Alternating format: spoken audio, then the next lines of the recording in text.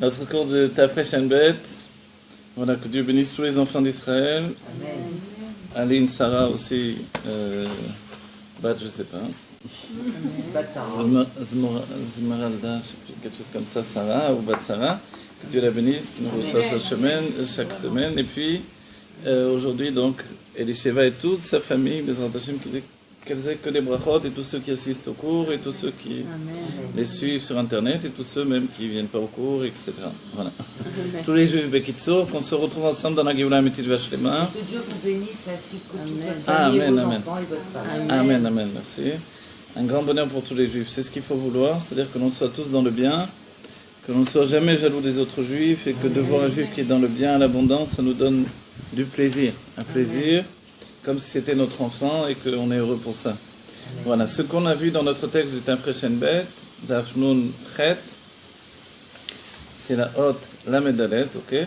On a vu le sujet des misparim, c'est-à-dire qu'il y a une notion d'unité, de centaines et de milliers, qui sont en fait une notion du bas vers le haut.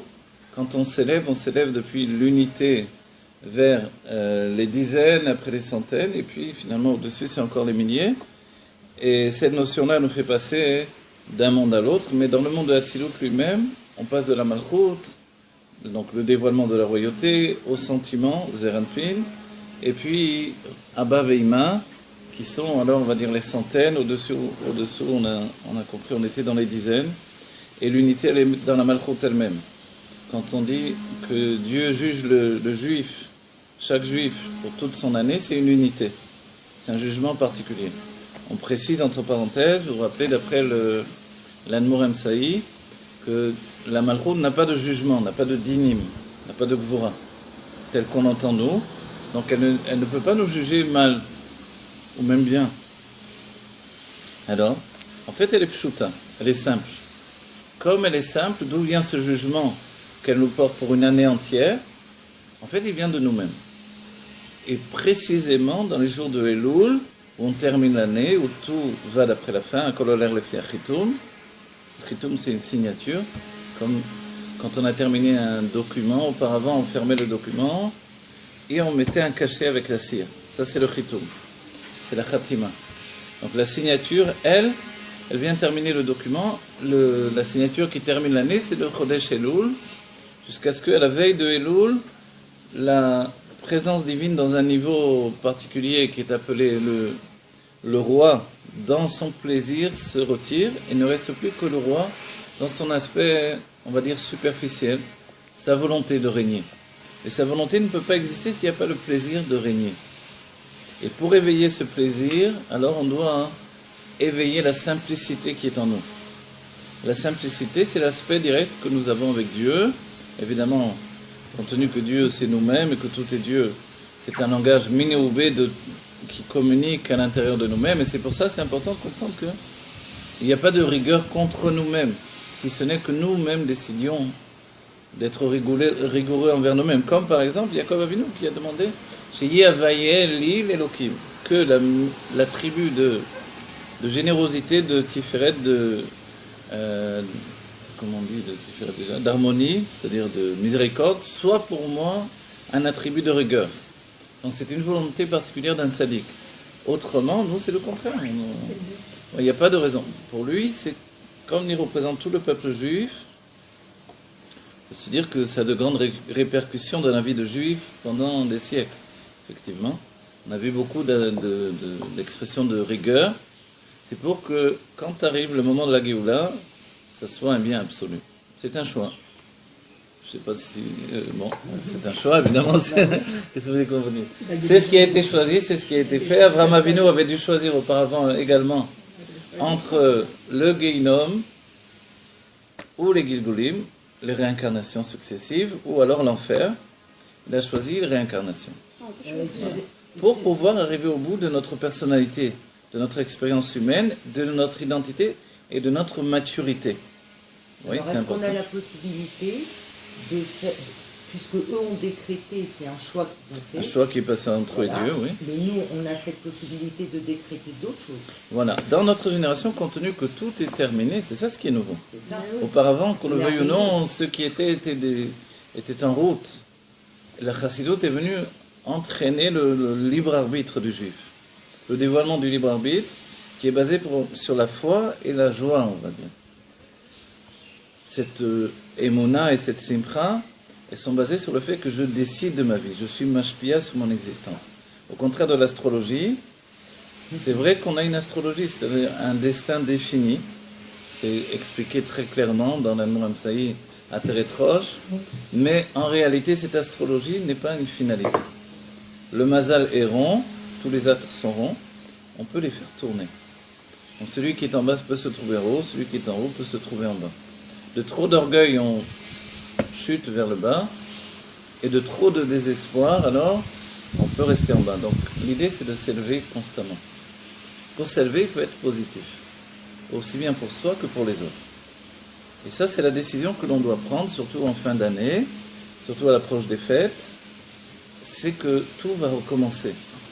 Le fait que tout recommence, puisque la shana, c'est l'étymologie de shinui, le changement, ça dépend de nous. Est-ce que je change? Est-ce que j'ai changé suffisamment? C'est pour ça que l'intériorité de l'année, ce sont des chodashim. Chodesh, c'est chidush, la nouveauté. Le mois juif, c'est un mois de nouveauté pour avoir des changements dans toute l'année. Donc en fait, ça dépend de nous. Qu'est-ce que la nouveauté? C'est mon objectivité. Est-ce que je suis de plus en plus objectif?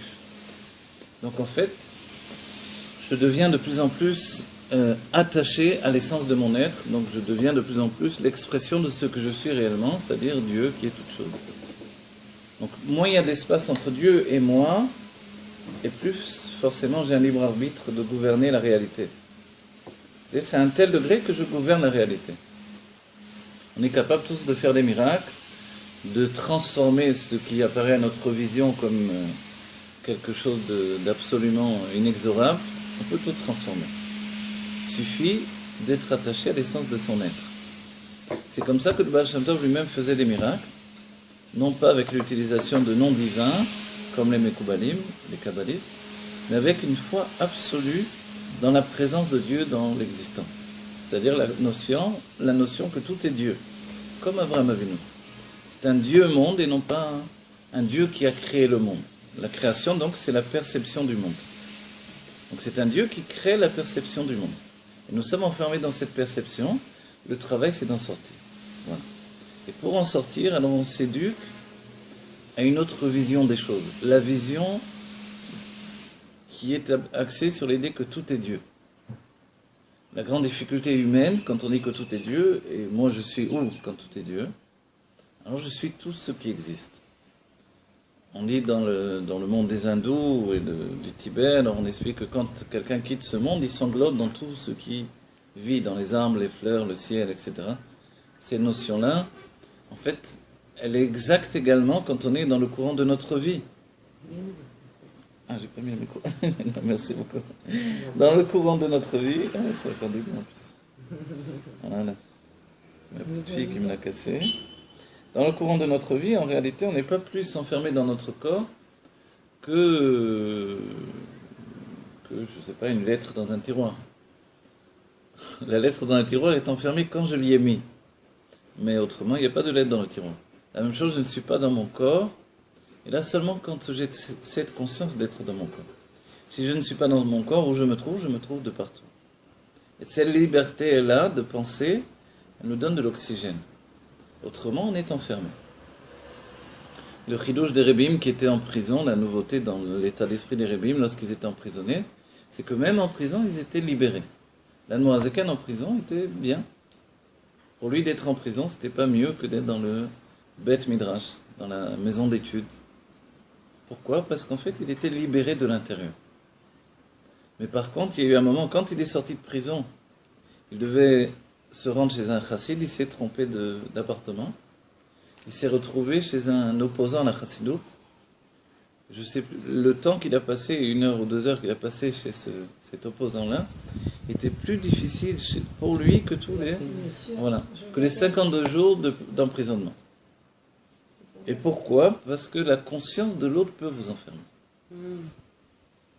Il faut craindre plus la conscience de l'autre que la prison, qui n'est qu'un mur finalement. Comme tout est Dieu, finalement, peut se libérer. Mais le libre arbitre du juif, c'est de projeter cette conscience. Si on cite encore l'Admor Zaken, une fois qu'un juif voulait le tuer, il le poursuivit avec un couteau, et l'Admor Zaken s'est enfui. Il a dit, mais c'est possible que tu aies peur d'un juif, comme ça, qui te court derrière avec un couteau? L'Admor Zaken a répondu, mais il avait vraiment l'intention de me tuer. En fait, c'est cette notion-là. C'est-à-dire, ça nous paraît, c'est pas possible. En fait, oui, quand quelqu'un a vraiment l'intention d'une chose, rien ne peut l'arrêter, entre guillemets, même pas Dieu, entre guillemets.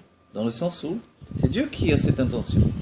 Ah oui. Voilà. Donc pourquoi on veut tuer l'Admor Zaken? Parce qu'il dévoile trop de secrets. Parce qu'il délivre la matière elle-même. Or, une matière libérée arrête de nous enfermer. Si elle arrête de nous enfermer, elle n'est plus une prison dans laquelle j'attends la délivrance. Et en fait, donc l'état d'esprit se transforme. Et c'est ça la chassidut.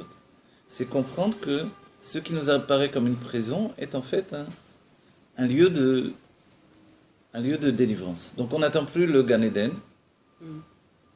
la récompense après la vie terrestre, etc. Alors on fausse tout le système qui a été mis en place. Et si on fausse tout le système, en fait, vraiment tout ce qui a été pendant des siècles est comme abrogé. C'est terminé. Et ça, c'est le chidouche de notre époque en particulier. Les Rebbeim l'ont amené doucement, de la manière où on puisse l'intégrer, l'Ofen Amit Kabel, jusqu'à ce qu'on se confronte à cette réalité. De ne plus fuir la réalité, mais de vivre notre Géoula au sein de la réalité. Vous savez, on va le dire, on va donner un enseignement. Je vais enseigner en hébreu, il ne me semble pas que je vais enseigner en français, mais c'est quelque chose que l'on sait, mais qu'on oublie de le prendre comme un commencement de conscience. Par rapport au couple, il est rapporté que le Rabbi le dit dans plus d'un endroit, dans plus d'une lettre, etc., que nous sommes aujourd'hui les réincarnations de la génération du Midbar. Donc ces juifs que nous lisons dans le Chumash, c'est nous-mêmes. Okay, ils étaient un peu terribles. Ils avaient des âmes très élevées, ils étaient très petits, très mesquins. Allez comprendre. Alors, ok, si c'est nous, qu'est-ce qui se passe par rapport à notre réalité? Le Rabbi nous dit que, compte tenu que nous sommes les réincarnations de ces juifs-là, et que les hommes ont fauté la faute du Vaudor, la faute, c'est-à-dire, ils ont préféré le plaisir terrestre au plaisir divin. En fait, ils se sont vendus au plaisir animal, d'un certain point de vue, de l'âme animale. Donc, ils ont préféré la chute à la sublimation de l'âme divine. C'est un choix qui est important en réalité pour notre époque. Mais quoi qu'il en soit, nous dit le Rabbi, comme les femmes n'ont pas accédé à cette faute-là, elles n'ont pas voulu, n'ont pas donné leurs bijoux. Donc les bijoux d'une femme, c'est son intimité. En réalité, donc les femmes sont restées plus élevées que les hommes. Et il y a un klal qu'on étudie, donc la femme s'élève avec son mari et ne descend jamais. Compte tenu que nous sommes la réincarnation de ces âmes-là, on arrive directement dans notre vie aujourd'hui, dans une situation où les femmes sont supérieures aux hommes. C'est-à-dire, c'est jouer d'avance. C'est pas peut-être que oui, peut-être je suis déçu, j'ai découvert. Non, mais si tu avais bien écouté le Rabbi, tu avais dit du départ que c'était comme ça. C'est-à-dire que c'est même pas une conclusion de vie, c'est pas une observation en cours de route. Le Rabbi nous le dit déjà, au départ. Donc il nous dit, sache que les raisons qui étaient peut-être des raisons de divorce d'après la Kabbalah précédemment, comme le fait que justement une femme s'élève avec son mari et elle ne descend pas, que si lui tout à coup il descend de niveau, par exemple, il y a le Nefesh, Roi, Neshama, Chaya Yechida, vous voyez, disons qu'ils sont arrivés tous les deux à Neshama, et lui a chuté, parce que l'homme peut chuter de niveau, dans le même courant de sa vie, il chute de niveau et il atteint le niveau de Roi, il retourne au niveau de Roi, elle ne peut pas rester, auparavant dans les vies précédentes, elle ne peut pas rester toute seule à ce niveau-là. Elle va divorcer, se marier avec un autre homme pour l'aider à s'élever également en attendant que son mari retrouve son niveau précédent. Lui non plus ne peut pas rester tout seul, il ne peut pas s'élever tout seul de nouveau. Donc il trouve une femme dans son niveau de roi inférieur pour pouvoir retrouver la première. Ce qui fait des causes kabbalistiques profondes dans les âmes de divorce. Quand le Rabbi vient, voilà, pour qu'il y ait à nouveau un équilibre, chacun aide l'autre en attendant de se retrouver. Souvent, c'est se retrouver dans une autre vie, évidemment. Voilà. Et notre Rabbi directement nous dit aujourd'hui sachez que les femmes sont supérieures aux hommes. C'est-à-dire On est puni. que les femmes se trouvent dans le niveau de Neshama, par exemple, et les hommes se trouvent dans le niveau de roi. Donc forcément, elles accèdent à une étude très poussée. Les hommes ne sont pas très intéressés, parce qu'ils préfèrent le moussard qui est relié au sentiment. Elle préfère tout ce qui est lié à l'intellect profond de comprendre véritablement comment les choses se passent. Par exemple, dans la Chassidut Rabbah. Et le rabbi nous dit, mais sachez que tout dépend de la femme. C'est-à-dire, elle doit savoir l'échatrila, que son mari n'est pas à son niveau. Donc c'est plus une cause de divorce comme dans les vies précédentes. Puisqu'on te prévient au départ que ça va être ça les mariages. Tu vas en chercher un autre, il va être comme ça aussi. Et l'autre boîte où tu vas aller dans une maison avec un autre homme, il va être aussi comme ça. C'est pas la peine de chercher la perle rare. Elle n'existe pas, ta perle rare. Parce que tous les hommes que tu vas rencontrer sont dans un niveau inférieur. C'est pour ça que la femme est Zerkenegdo et pas l'homme. Exactement, c'est vrai, si vous voulez. Oui, oui, bien sûr. Et que on s'étonne. Moi, au début, c'était une contradiction pour moi de voir que le rabbi disait souvent tout dépend de la femme, tout dépend de la femme. Mais d'après la Kabbalah, tout dépend de l'homme, pas de la femme. Oui. En fait, c'est vrai, mais dans notre génération, tout a changé. Est-ce qu'une neshama masculine peut revenir féminine, ainsi de suite? Ça, c'est des, on va dire, des accidents de la route, on va dire presque. De la route de Oui, notre parce que élévation. du coup, je peux avoir été homme et devenir... Non, alors, il y a des raisons à ça. Ça se passe dans les Gilgulim, quand on a fauté, qu'on a chuté, on s'est séparé de son judaïsme, par exemple. On peut revenir en repassant par une femme, ou, vous voyez. Mais en dehors de ça, non. Maintenant, il y a une chose sur laquelle je vais vous donner un avis sur quelque chose de particulier. Il y a toujours dans la vie d'un homme, d'un adolescent, ou peut-être d'un enfant, un moment de choix. Un moment où l'homme doit décider est-ce qu'il préfère, entre guillemets, les femmes ou les hommes. Vous voyez? Dans notre génération, c'est essentiel. On voit que beaucoup d'hommes ont tourné féminin. Ok. Mais en fait, l'épreuve que Dieu nous donne à chacun d'entre nous, c'est pour prendre position. Parce que dans toutes les parties de notre âme, qui sont un assemblement d'âmes différentes, parce que vous vous rappelez, entre chaque vie, il y a des parties qui montent au Gan Eden, donc on a des trous, il faut nous remplir. Alors Dieu prend d'autres âmes et nous met. Et là, il peut y avoir effectivement une partie féminine, au milieu d'autres parties masculines. Donc en fait, maintenant, il y a aussi un choix, une attirance vers le masculin ou le féminin, en dehors de la psychologie traditionnelle. Et on se dit, pourquoi Dieu fait ça? Et tout simplement pour que je m'affirme. Que je m'affirme à un moment dans ma vie, pas question, j'aime pas, je veux pas être avec un homme. Et cette décision-là, elle fait que je reçois en fait toute l'influence de l'âme masculine. Oui. Excusez-moi. Et le contraire, bien entendu. Ça veut dire quelque chose, ça. On pourrait comprendre que dans le couple, la femme est supérieure, non pas dans le mot supériorité, mais elle est plus élevée que son mari. Mais de toute façon, elle reçoit, ce qu'elle reçoit, c'est de son mari. Oui, effectivement. Bien Alors sûr. donc, d'un certain point de vue, c'est plus un problème. C'est-à-dire qu'elle est l'expression de son mari. Donc elle va pouvoir s'élever et s'élever encore. Et lui, il peut rester à un certain niveau. Quoi qu'il en soit, son élévation, elle vient de lui. Puisqu'elle reçoit d'un certain point de vue sa Oui, non, vitalité. bien sûr que oui. De toute Donc, façon, donc, il y a même plus le de niveau, divorcer, voilà. tout compte fait. Non, non, bien sûr que non. Oui, C'est parce ça que la l'idée, femme- c'est ça l'idée extraordinaire. Mais la femme, elle est C'est qu'auparavant, d'après le Harizal, pour la femme, quand même. c'est une frustration, je sais. C'est quoi, Quand j'ai écrit une frustration pour la femme, j'ai écrit un livre sur le couple, l'enfant et l'éducation. Là-bas, je rapporte un des éléments fondamentaux, c'est que la femme passe par une déception. C'est une déception de l'âme animale pour accéder à un amour sans condition, C'est ça. qui est l'amour de l'âme divine. C'est incroyable. Mais ce que l'on dit là, c'est aussi important pour l'âme divine. C'est que l'âme divine ici, dans les générations précédentes d'après la Kabbalah, elle peut dire pas question, je veux pas d'un mari inférieur. Je suis dans un niveau de Neshama, il est dans Ruach, pas question. Il est dans les sentiments, je suis dans l'intellect. L'intellect, c'est le niveau de tzaddik, au-dessus de la faute. Bah oui. Alors, qu'est-ce que je fais avec un homme comme ça? En fait, le rabbi nous dit, non, c'est ça, le couple de la génération, c'est la nouveauté de la génération. Donc, tu ne peux pas retourner en arrière dans le temps passé, donc c'est plus une cause de divorce. Donc forcément, la plupart des femmes, on va dire 99% des femmes, sont déçues par leur mari. Elles se découvrent également dans un côté supérieur dans l'étude et dans la réflexion et dans le désir de grandir, etc. L'attachement même à la vérité et la recherche de cette vérité. Et le mari, il plafonne, il pédale dans la choucroute, et puis il a une attirance certaine pour le moussard, par exemple. Pour rien du tout. ou pour rien du tout. Quoi qu'il en soit, ou pour des films, ça revient au même dans l'état d'esprit. C'est-à-dire que dans la Torah, c'est plutôt la tendance, la rigueur, le moussard, etc., tout ce qui est encore lié au sentiment, alors qu'on lui propose de se débarrasser de ça. On lui dit, viens dans un monde où il n'y a plus de mal et de bien, il n'y a que du bien absolu. Mais non, moi j'ai besoin du mal, du bien, de la correction, de la... On se dit, mais pourquoi?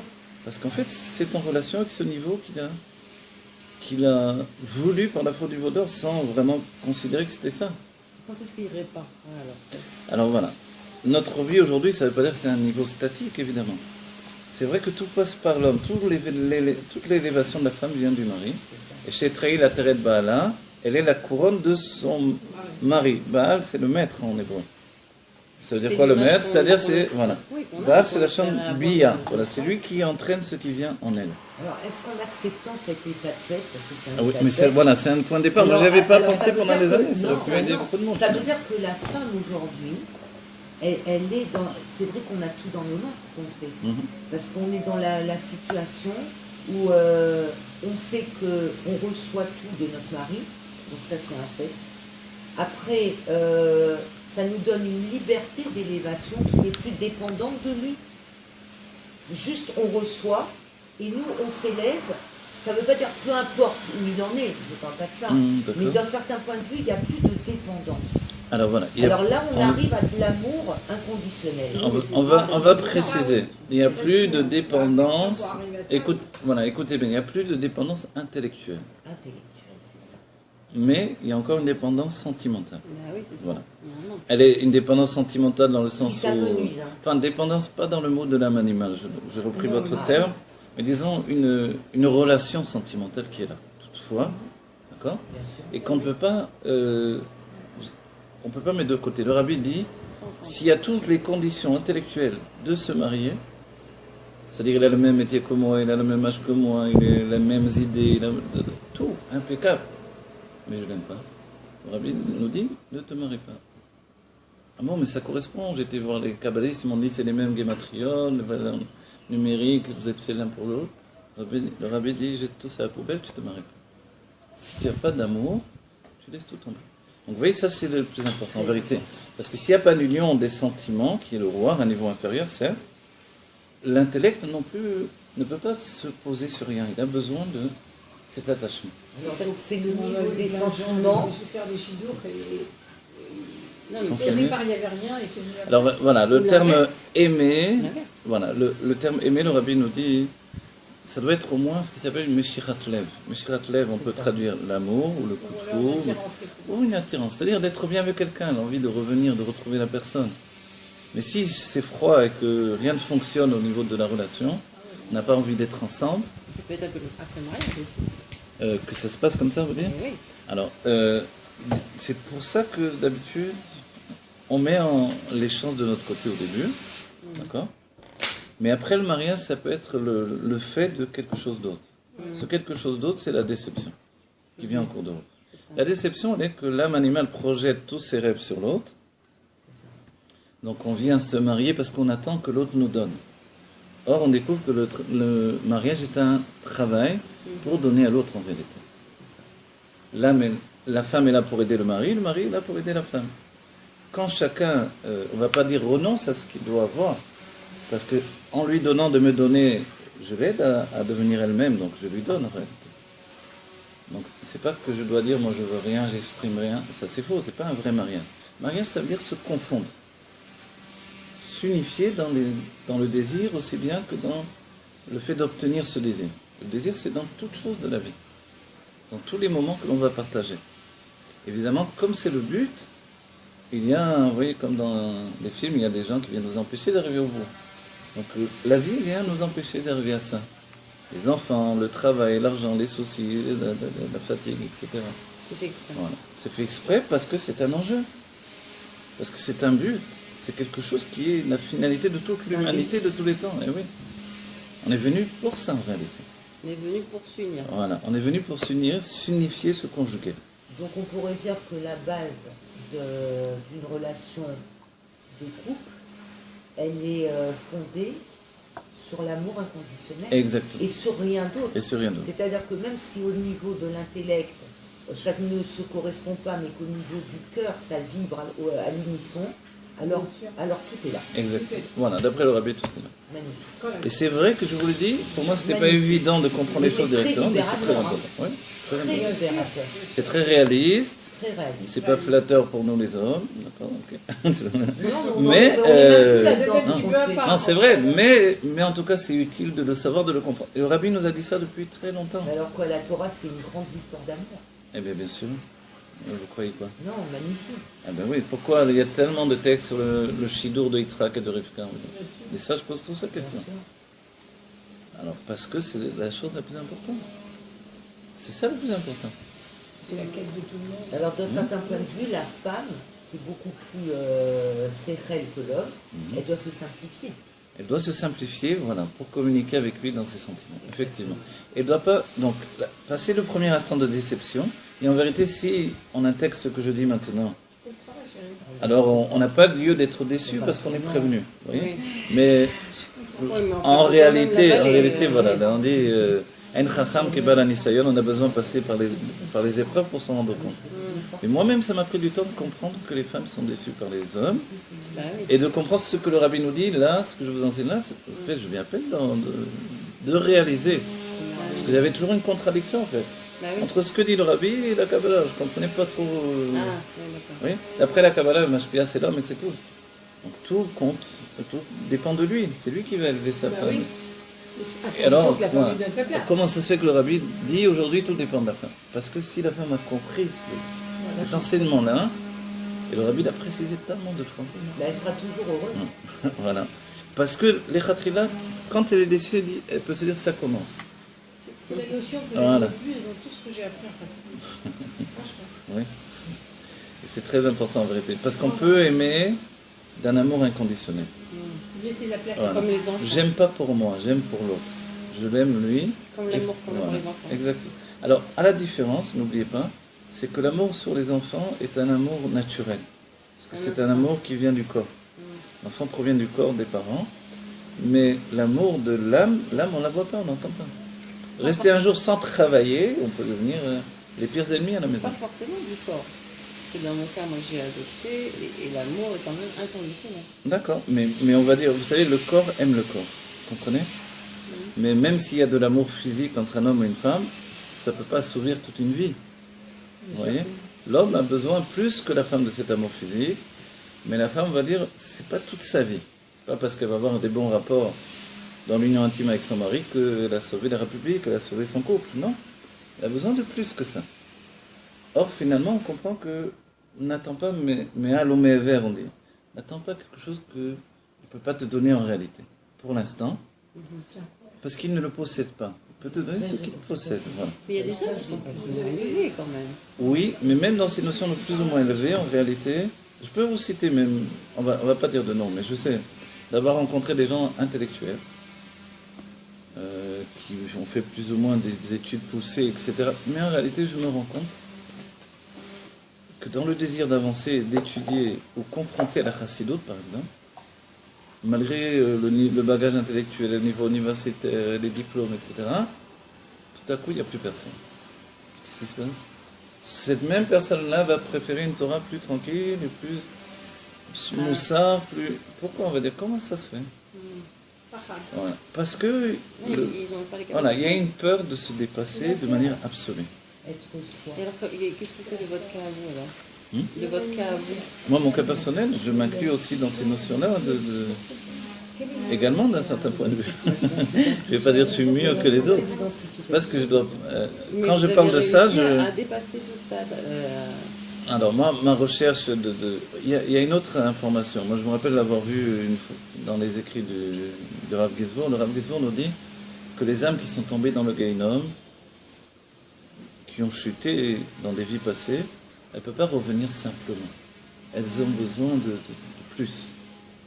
Elles ne peuvent pas se contenter d'une petite Torah, ou entre guillemets, il n'y a pas de petite Torah, mais je veux dire, d'une Torah raisonnable. Elles ont besoin qu'on leur donne tout.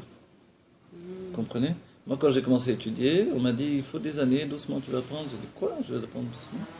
J'ai dit, je vais partir avec les kabbalistes, les Mekoubanim, je vais étudier, c'est tout. Tous les secrets, il y a des secrets, je veux tout connaître. Ça vient de d'une là. soif, d'un détachement, vous voyez. D'accord. Dieu fait ce qui s'appelle Smol Docha ve Yemin Mekarevet. Il nous repose de la main gauche et nous rapproche de la main droite. Et quand vous revenez, du coup, vous avez une soif terrible, à cause du feu du Guénom, à cause de la chute, de ce qu'on veut, et ce qui fait que vous ne pouvez pas vous arrêter.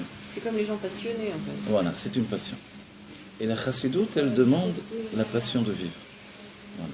Est-ce que la femme, malgré, on va dire peut-être dans des cas de figure où la stagnation de l'homme est évidente, est-ce qu'elle peut s'élever et est-ce qu'elle a toujours une relation de... Parce que, en quelque sorte, si la femme reçoit de son mari, c'est une dépendance. À quel moment la femme, elle devient complètement indépendante? Alors, il n'y a jamais une complète indépendance parce que c'est un couple. Je vais vous donner un exemple qui est essentiel dans la Kabbalah. Il y a des fêtes où les influences passent du côté féminin. D'accord ? Les fêtes, en principe, justement, c'est le côté féminin qui influe. Quand ça passe du côté féminin, c'est-à-dire c'est la Bina, la réflexion intellectuelle divine, qui prend la lumière divine qui vient du Keter et qui la transmet à la Malchut, à la royauté, donc le dévoilement. Pour nous, ça donne une fête, des jours qui sont différents. Okay ? Tishri, Pessah. Mais en réalité, nous dit le Harizal, moi quand j'avais lu ça, je me disais, il y a un problème. Et alors, la Chorma disparaît, Zeranpin disparaît, il n'y a plus une structure normale, il n'y a plus de couple, il n'y a plus rien. Alors il nous dit en vérité, le masculin est toujours là, mais il transmet simplement. Il n'est plus mashpia. Il est ma'avir. Il transmet l'influence qu'il a reçue lui-même sans participer de sa personne à cette influence. Il n'existe plus. Il existe en tant que donateur, on va dire. Donc c'est un canal. Oui, mais c'est pas possible. C'est un canal. Non, c'est possible, Mais c'est pas vivable. mais c'est ce qui fait les fêtes juives, C'est c'est que ça. pour les fêtes. Le Shabbat, c'est pour ça qu'on a besoin du Shabbat. Le Shabbat, c'est le côté masculin qui l'emporte depuis le père jusqu'à la fille, en fait. Mais alors dans le couple? Alors, La structure est la voilà, même. voilà. Dans le couple, c'est pour ça que je vous ai dit ça, c'est que dans le couple, toutes les élévations de la femme passent par le mari quand même. Dans tous les cas de figure, même quand ils sont... Voilà. Parce que c'est lui le réceptacle qui reçoit. Et on précise, quand on dit qu'elle s'élève au niveau du Keter, alors c'est plus le cas normalement. En fait, elle s'élève au niveau du Keter, donc dans l'inconscient on va dire, et puise dans l'inconscient ce qu'il ne peut pas prendre lui-même, elle lui donne, et lui, depuis son inconscient, va lui transmettre. Ah oui, c'est joli. C'est assez curieux, mais c'est comme ça. C'est pas moi qui ai inventé ça, c'est Dieu. Non, je veux dire ça, c'est important, c'est Dieu qui a fait ça, cette idée-là, qui est extraordinaire. C'est qu'elle va puiser dans l'inconscient pour lui transmettre, et lui, de manière consciente, va lui donner, sans véritablement comprendre ce qu'il donne en même temps. D'où ça vient. Vous voyez? Donc, C'est-à-dire quand on dit qu'il en fait, transmet... elle va féconder ce qu'il est. Exactement. C'est pour ça qu'ils sont imbriqués l'un dans l'autre. Lui ne reçoit pas sans elle, elle ne reçoit pas sans lui. Et c'est extraordinaire. Comme il est l'intellect, il ne comprend pas vraiment ce qu'il est en train de donner. Roma mais un thématique, il est dans le niveau de Ein, de néant, c'est-à-dire de non-compréhension, mais il donne. C'est un donateur par excellence. Vous voyez? Mais elle sait ce qu'elle prend par contre. Et elle va développer jusqu'à comprendre tous les détails de ce qu'elle a reçu. Oui, elle s'en rend compte. Voilà. Et comme elle a reçu, elle va puiser de nouveau de la source de l'inconscient. Lui va recevoir pour lui donner à nouveau. Et c'est là où on dit que, vous voyez, il transmet sans influencer. Comment on rétablit? Alors ce contact, il est d'abord automatique. C'est Non, important. celui-ci, ok. Oui. Mais Maintenant, voilà. Dans la vie, on va dire. Dans la vie, pour éveiller un nouveau contact, il faut il faut utiliser les sentiments pour accéder à l'intellect du mari. Ce que dit la Kabbalah, c'est que Zer Anpin n'a pas l'intellect pur, il a l'intellect des sentiments. Voilà. D'un certain point de vue, la Chassidut en général, c'est l'intellect des sentiments, l'intellect du cœur, mais l'homme en particulier a cette notion-là. Donc en fait, comme elle est mitra geshet, elle a de l'émotion qui vient de la bina, vous voyez, elle est mitpaelet, on dit en hébreu. En fait, alors elle peut établir ce lien entre les sentiments de l'homme et sa personne qui est intellectuelle. Donc c'est une sorte de jeu.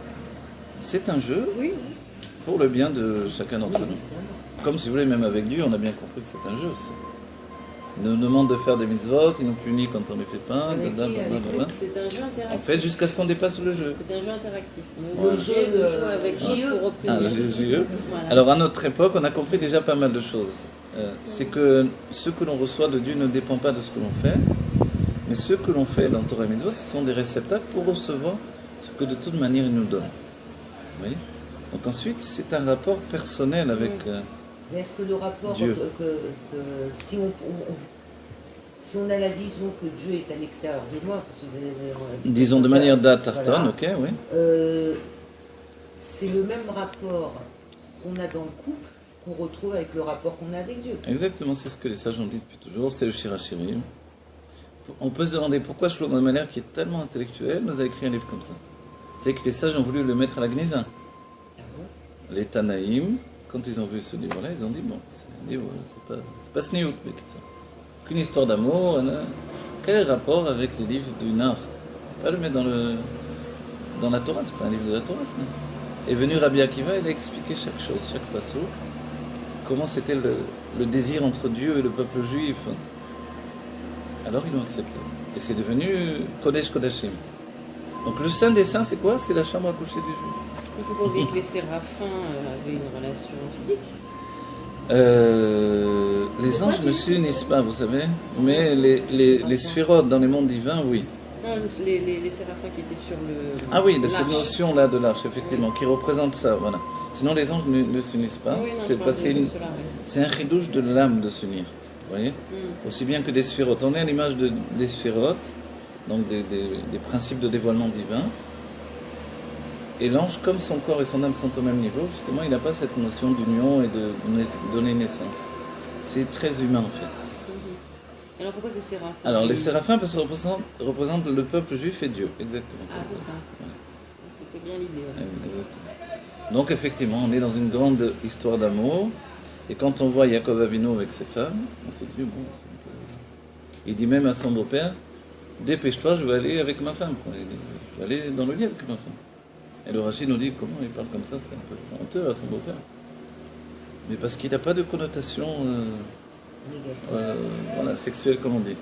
Il y a une connotation divine, c'est tout pour lui. C'est le divin qui s'exprime. Et pour le divin, c'est ça le Kodesh Kodashim. Donc on ne peut pas enlever ça de notre vie. On doit le souhaiter, le vouloir, tout en comprenant que c'est un point de départ pour des choses plus spirituelles. Mais pour arriver à ce niveau-là, il faut énormément se simplifier. C'est-à-dire d'un côté, on passe par l'intellect, et de préférence l'intellect supérieur, et d'un autre côté, on doit être dans un lâcher-prise total. Parce que plus on est dans un intellect mental, et alors à ce moment-là, plus le jeu est faussé. Exactement. Alors vous avez souligné un peu l'état d'esprit de la Chassidoute, c'est vrai.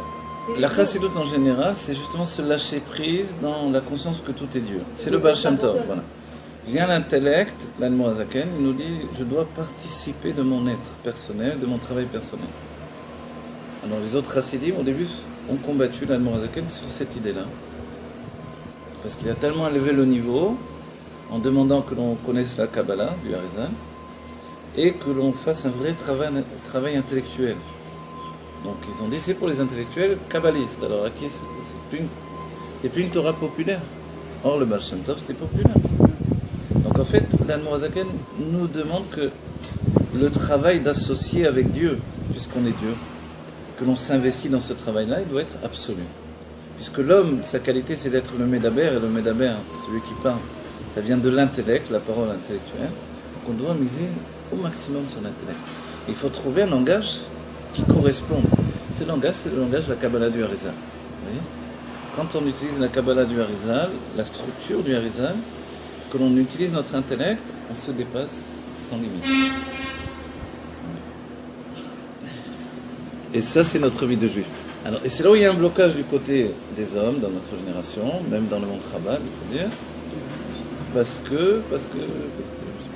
que à cause de la situation de l'âme qui est restée dans un état précédent de la réalité. Donc en fait, on fait le chemin un peu toute seule, quoi. Oui et non. Non, parce qu'on est marié grâce à Dieu. Oui, parce qu'on ne doit pas s'en vouloir d'avancer. Et on doit désirer cette avancée personnelle. Oui. Et cette aventure, d'un certain point de vue, personnel de découverte de la Torah. Parce qu'autrement, une femme, c'est vrai, pourrait se dire, comment moi je peux aller profiter de la plémiut de la Torah, l'intériorité de la Torah, par exemple, d'apprendre des sujets de Kabbalah, de Chassidut très élevés, mon mari fait un cours sur la paracha très simple, On a envie de l'emmener après le avec Moussa, nous. voilà. Et qu'il n'est pas très, très intéressé par tous ces sujets-là. La femme peut se dire, c'est un peu égoïste. Non, en fait, non, vas-y. Parce qu'en réalité, la femme travaille sur les makifim du mari également. Mais pour lui, ce sont des makifim de Bina. C'est-à-dire que c'est des choses qu'il ne perçoit pas intellectuellement, parce qu'il les refoule, mais il les ressent quand même. Il les ressent, à la fois il se moque de sa femme, et à la fois il lui dit tu as raison. Ou j'ai raison, tu te moques de moi. Les deux. Il se moque parce qu'en réalité, elle est dans un monde Différent. où il ne se trouve pas, le monde intellectuel. Mais en même temps, il admire cette élévation. Et inconsciemment, il sait que ça vient de lui également. Donc en fait, c'est cette double situation de la génération. Est-ce que c'est dans pas plus le d'un fait de ne pas accepter de se voir soi-même, d'un certain point de vue? Oui, oui et non, mais dans un certain point de vue, l'idée qu'il ne puisse ne pas accepter de se voir. N'oubliez pas que l'homme, au bout de compte, il a un système, quand il fonctionne intellectuellement, il se base sur la chorma. C'est-à-dire que dans son enfance, dans l'enfance, on a obligé un homme à étudier. Dans l'adolescence, on l'a poussé à étudier pour avoir un métier. Donc il a compris que pour avoir un métier, il fallait faire des études de plus en plus poussées. Quand il a terminé, il revient à ce qu'il est lui-même. Et il dit stop, j'ai assez étudié. Il vient vers la Torah, il aborde la Chassidut Chabad, on lui dit qu'il faut étudier maintenant. Quoi? On m'a étudié toute ma vie, on m'a poussé toute ma vie à étudier, encore je vais étudier. C'est vrai que ça. Eh oui. Donc en fait, c'est vrai que c'est ça la discussion des Chassidim avec l'Admor Hazaken. Donc le Baal Shem Tov dit, viens, je te propose de ne pas étudier, ok, mais de vivre la Torah. Et l'Admor Hazaken dit, ça suffit pas. De la même manière qu'on se casse la tête à l'université, dans le Niglé Torah, dans la Gemara, il faut également aller jusqu'au bout. Et la définition dans la Pnimiut Torah, l'intériorité de la Torah, et la définition de la Chassidut Chabad, c'est la Gemara de la Chassidut. C'est comme la Gemara, on discute de tout, on ne laisse pas les choses tranquilles, on remet en question, on repart à zéro constamment. C'est l'étude dans le système des Nun Sha'arei Bina. Donc forcément, c'est toujours une étude comparative, très Bina à fond. C'est de la Bina pure, donc du féminin absolu. Donc l'homme qui a donné déjà un petit peu de temps dans la Gemara, et la plupart des gens de notre époque font la Gemara dans le système d'Af Yomi, c'est-à-dire il y a quelqu'un qui leur enseigne, ils écoutent, et hop, ils sont yotzés, ils sont rendus quittes. Donc le Rav, il connaît bien, mais les autres, voilà quoi. Ouais. Donc on en est là. Donc Oui. une Torah passive. Or la Nourazaken demande une Torah active. Alors qu'est-ce qu'il doit faire l'homme? L'homme, il doit faire de son mieux pour rester en relation avec cette Torah active quand même. Mais la femme qui voit qu'elle a des difficultés concrètement avec ça, elle doit être indulgente de savoir que bon, c'est la situation telle qu'elle se présente dès le point de départ. Oui. C'est pas une conclusion, c'est quand même un état de fait d'un certain point de vue, avec lequel il faut vivre. Composer. Voilà. Et après, ça dépend de lui profondément. Donc on a tout intérêt, surtout pour la femme, d'être en harmonie avec nous-mêmes Exactement. et de nous suffire, je ne sais pas si le mot est bien choisi, mais Ouais. de nous suffire à nous-mêmes. Voilà. C'est-à-dire de ne plus être dans une attente qui va provoquer un manque, etc., en sachant qu'on a tout. Exactement. Moi, Plus on j'avais se connaît, et plus on est bien. Alors c'est très bien, mais moi j'avais un rave à Paris qui nous disait qu'il fallait pousser nos maris, qu'il fallait les sortir de la maison pour aller faire la tfila, que tout venait de la Ah oui, d'accord. Mais la tfila, ça fait partie de son monde à lui. Mais par contre, si vous le poussez, vous savez le nombre de gens qui dorment dans les cours. Je me rappelle quand j'allais dans les cours de Rav Gizbo, toute la ligne de devant, c'est-à-dire des fois une dizaine de personnes, dormaient. Incroyable, c'est-à-dire c'est la honte quoi devant le Rav. Maintenant, c'est le trésor de Torah qu'il est en train de donner et les autres sont tous en train de dormir. Parce qu'il y a cette notion, ils se sont sentis poussés, peut-être par leur femme, par leur désir, par le. Je sais pas. Mais est-ce que la femme, si on part de ce point de vue, la femme qui réalise tout ça et qui se réalise, elle n'a plus besoin de pousser son mari, elle a besoin de l'exprimer. Mais quand est-ce qu'il va Donc, être là dans certains. Oui, mais de Non, toute non, voilà, façon, le pousser à la oui, tefila, mais le oui. pousser- Même le avoir pousser, un ça sert à cours rien. ou aller voir des cours sur Internet, ça c'est bien. Mais Non, c'est non, non, c'est c'est notre ça. responsabilité. Non, il faut lui faire il une lâche, pluie. il lâche. Oui, c'est la responsabilité de la femme. Oui, oui. Ah, Il donc lâche. il avait raison. Oui, oui. Oui, non, ça, Quand ce tu point c'est lâcheras, écrit, les c'est épisodes, bien c'est sûr. comme ça. Tu lâcheras, il ira. Ouais. Plus tu lâcheras et plus tu lui Donc on donnes le des forces. culpabilise. Et moi, je pense que si on met- Non, non, il faut arrêter, enlever cette idée de culpabilité et fonctionner tout simplement Mais ça ne marche avec pas. la situation. C'est pas. C'est-à-dire, il va pas truc, je suis pas coupable de ça, mais je dois l'aider à y C'est arriver. ça. Je suis pas Il faut lui donner d'y arriver par les sentiments tout simplement, Donc, il puisque doit- c'est son mode à lui On de doit lui fonctionner. montrer qu'il y a un plaisir. là-bas. Exactement. Ce qui est au-dessus, c'est ça le keter, c'est le plaisir.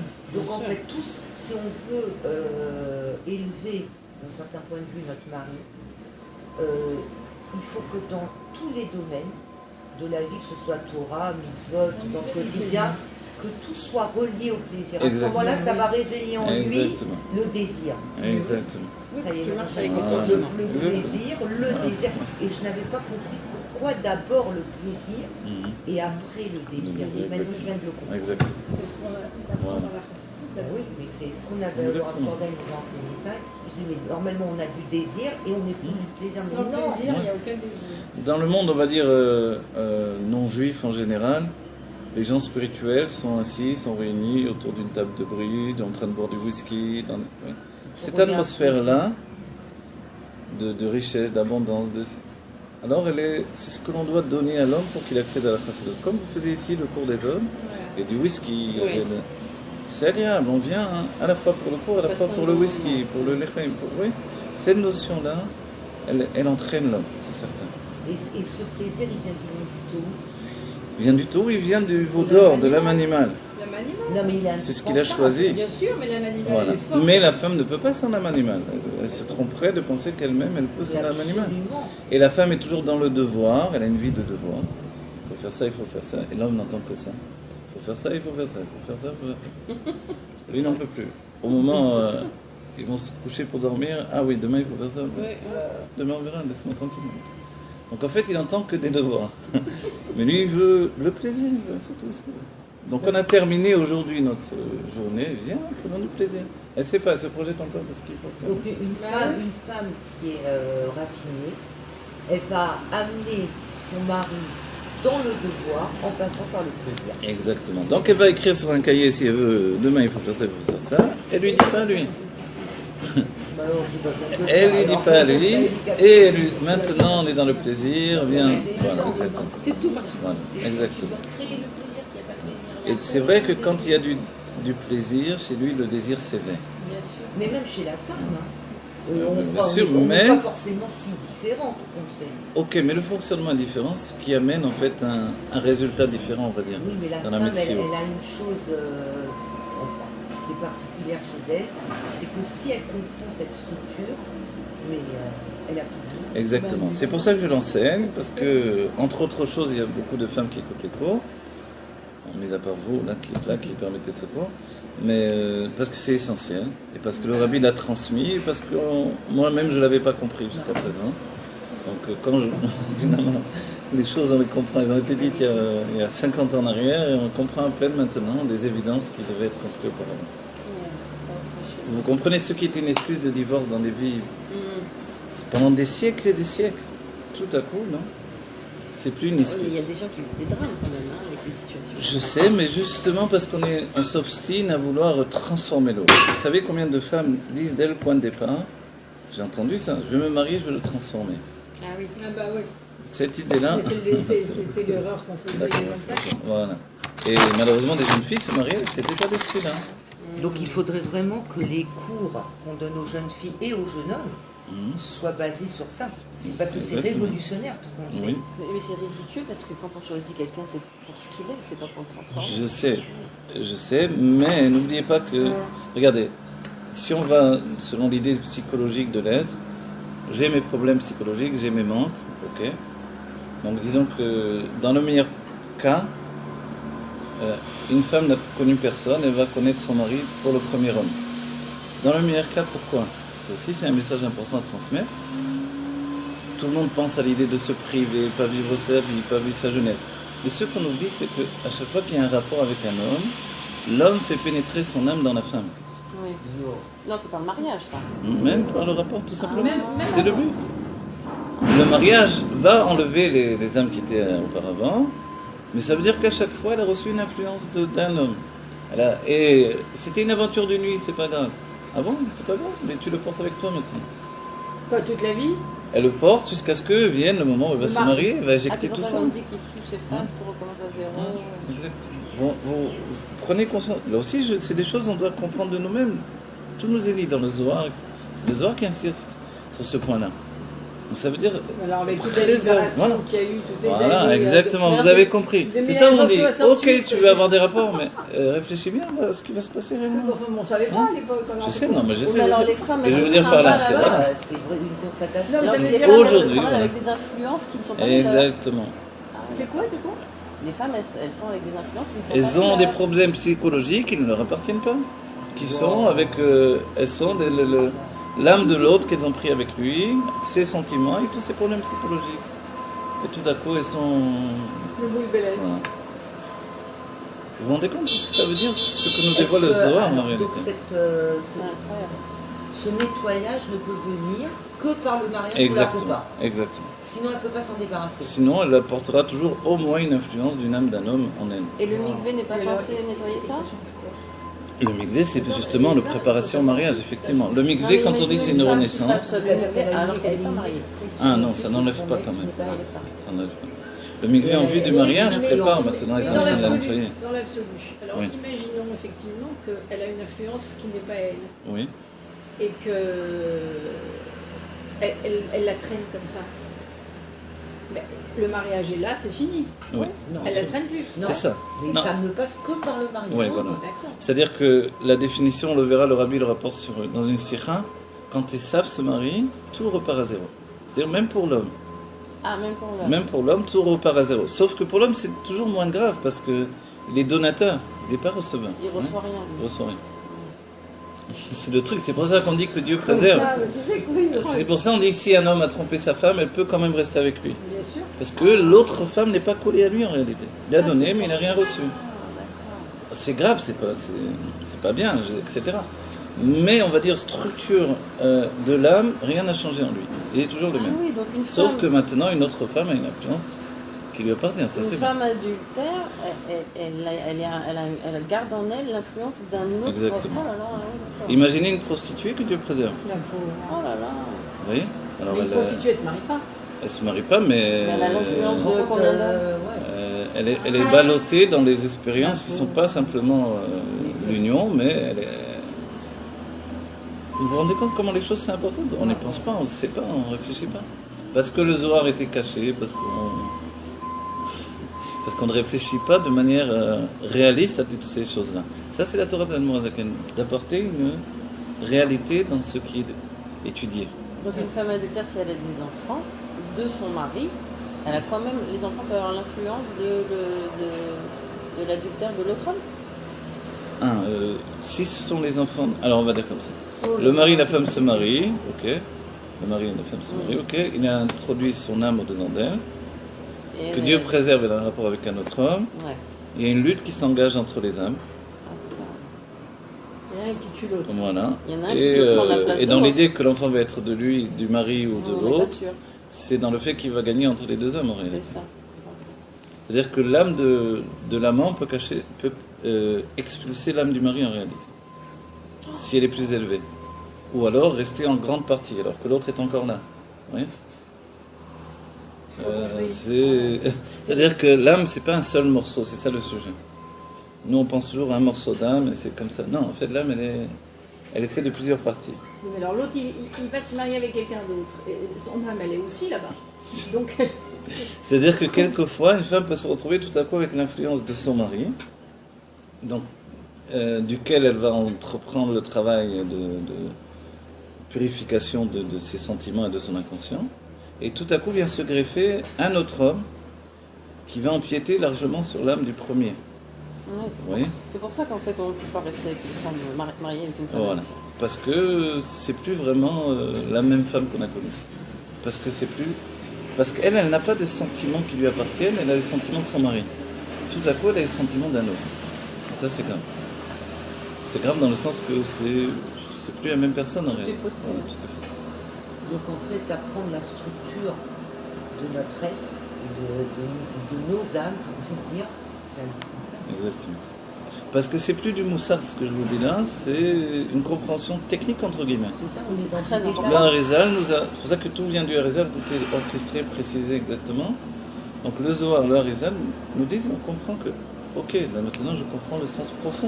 Bien sûr, parce qu'il y a des gens qui pourraient traiter ça de manière assez légère en disant ça n'a pas de grandes conséquences. Ouais, c'est pas grave, c'était une aventure de nuit. Voilà. Ah bon, c'est de nuit, Mais ça a des mais il t'a pas conséquences. quitté maintenant.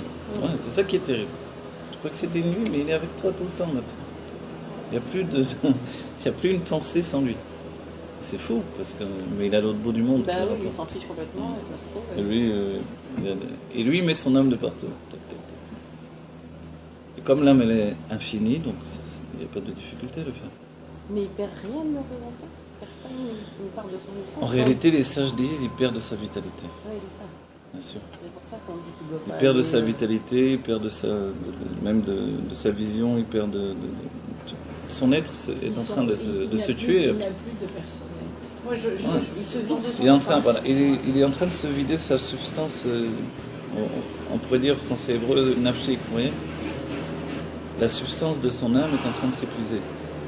Il perd le sens de la vie. Il perd le sens de la vie. Voilà, il est devenu un Il n'est être. plus dans la construction de voilà. la vie. Il ne peut plus se reconstruire en fait. En fait, ouais, il n'arrive plus à se reconstruire parce qu'il est tellement éparpillé Il que. a trop Voilà. dispersé.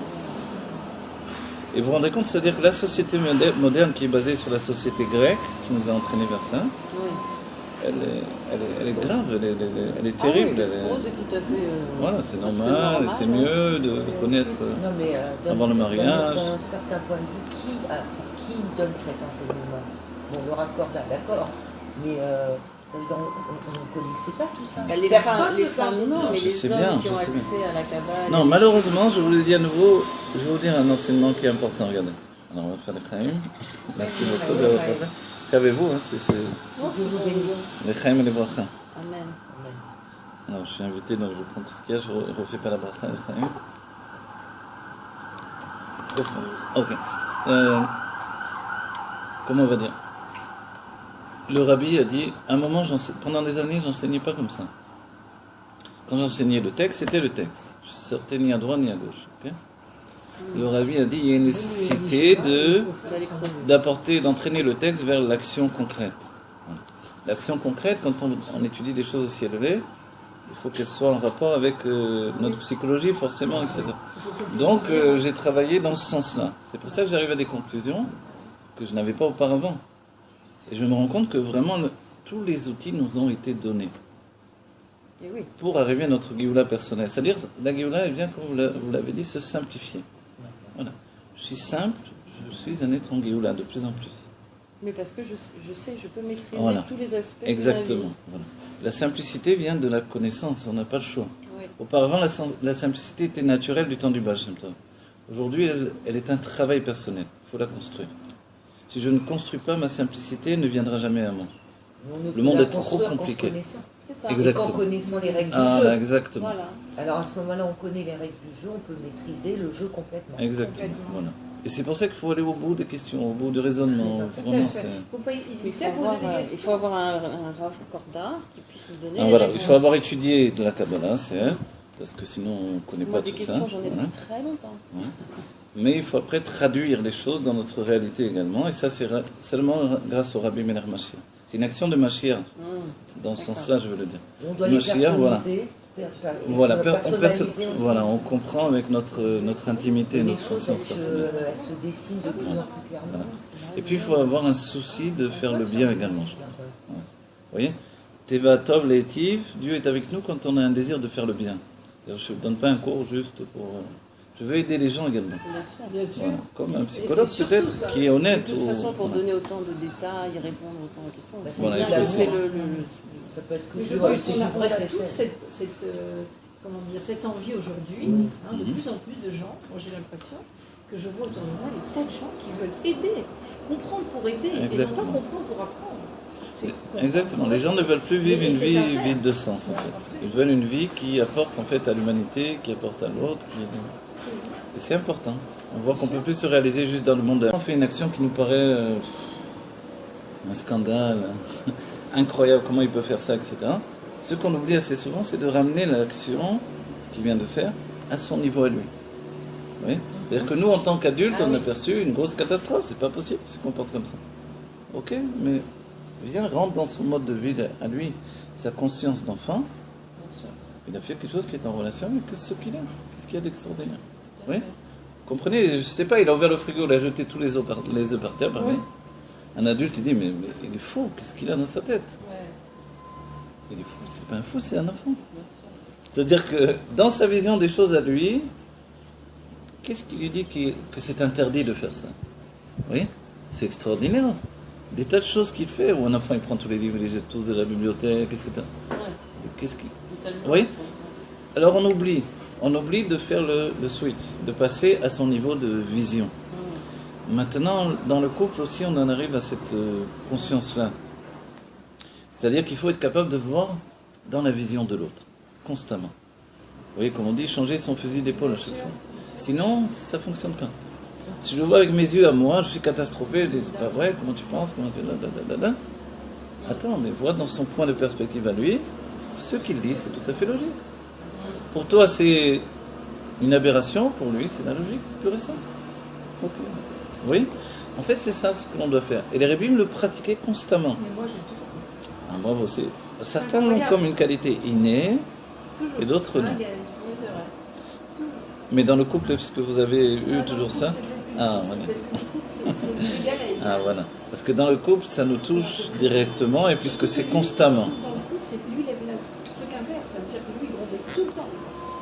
Pour rien. Et moi, je ne pouvais pas supporter ça. C'est vrai que quelquefois, on le pratique avec des étrangers. Moi aussi, j'ai ce truc de voir comment l'autre pense. Voilà. Oui. Des fois, c'est à mon détriment, on va dire. Mais Plus tolérant avec dans le couple, on n'est pas comme ça. Parce que le couple, c'est notre âme partagée, en fait. Ceci étant, je l'ai fait beaucoup, parce que j'ai beaucoup essayé de comprendre. Non, mais c'est très bien. Alors voilà, c'est une recherche Toute ma vie, j'ai intellectuelle. cherché.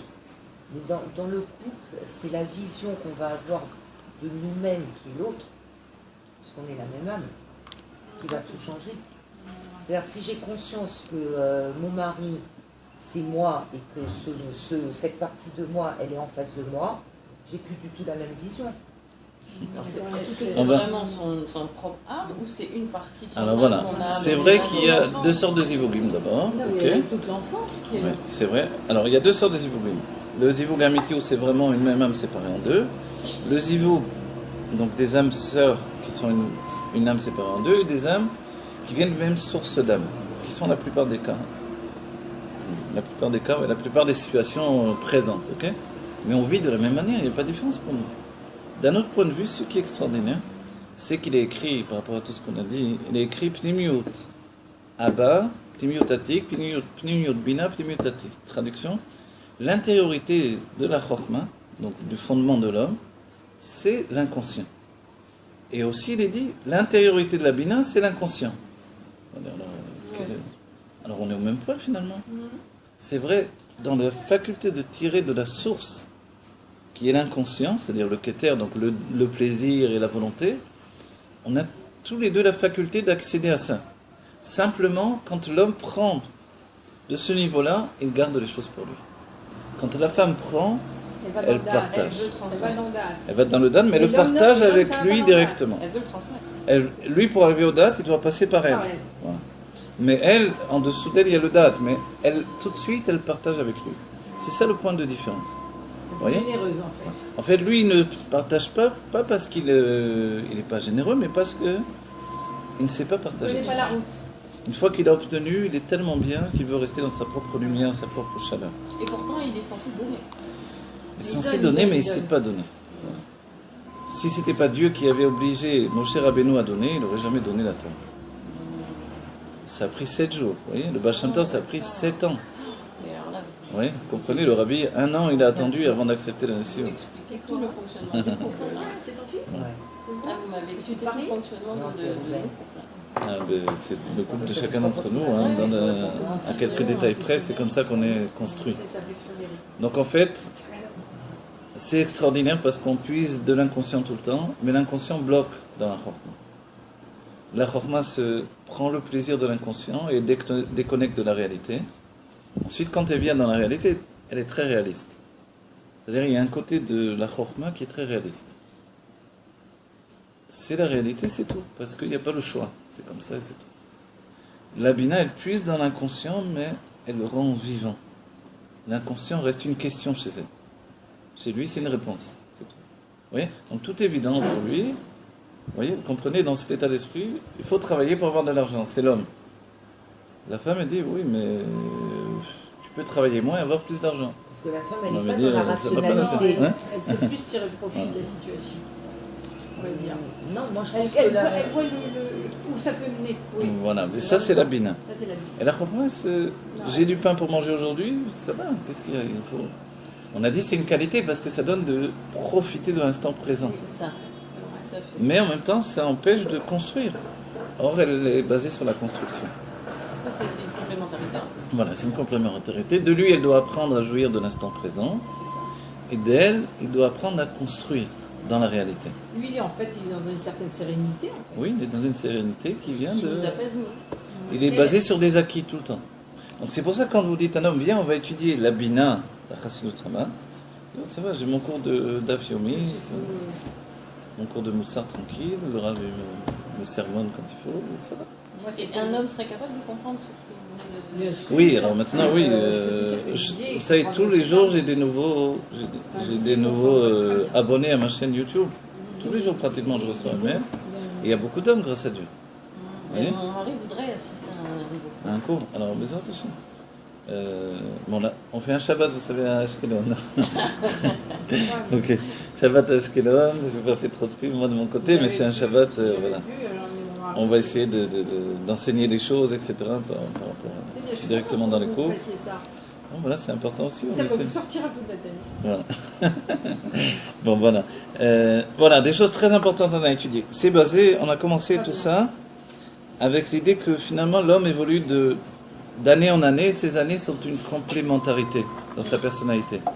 Parce que nous, on a juste l'impression, bon, il gagne avec le temps, il vieillit, il mûrit, ok ?